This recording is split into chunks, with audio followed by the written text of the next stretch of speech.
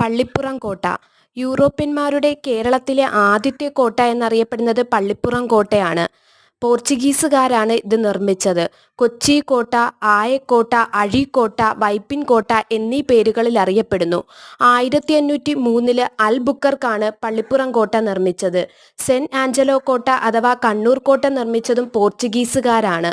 1505 Francisco de അൽമേഡയാണ് saint Angelos കോട്ട നിർമ്മിച്ചത്. തലശ്ശേരി കോട്ട കണ്ണൂർ ജില്ലയിൽ ബ്രിട്ടീഷുകാർ നിർമ്മിച്ചു. പാലക്കാട് കോട്ട ഹൈദരാലിയാണ് നിർമ്മിച്ചത് 1776. തങ്കശ്ശേരി കോട്ട അഥവാ തോമസ് കോട്ട നിർമ്മിച്ചത് പോർച്ചുഗീസുകാരാണ്. ഉദയഗിരി കോട്ട നിർമ്മിച്ചത് വീരരവിവർമ്മ. ചാലിയൻകോട്ട സാമൂതിരിയുടെ കഴുത്തിലേക്ക് നീട്ടിയ പീരങ്കി എന്നറിയപ്പെടുന്നു, നിർമ്മിച്ചത് പോർച്ചുഗീസുകാർ. ബേക്കൽ കോട്ടയും ചന്ദ്രഗിരി കോട്ടയും കാസർഗോഡ് ജില്ലയിലെ ശിവപ്പ നായ്ക്കറാണ് നിർമ്മിച്ചത്.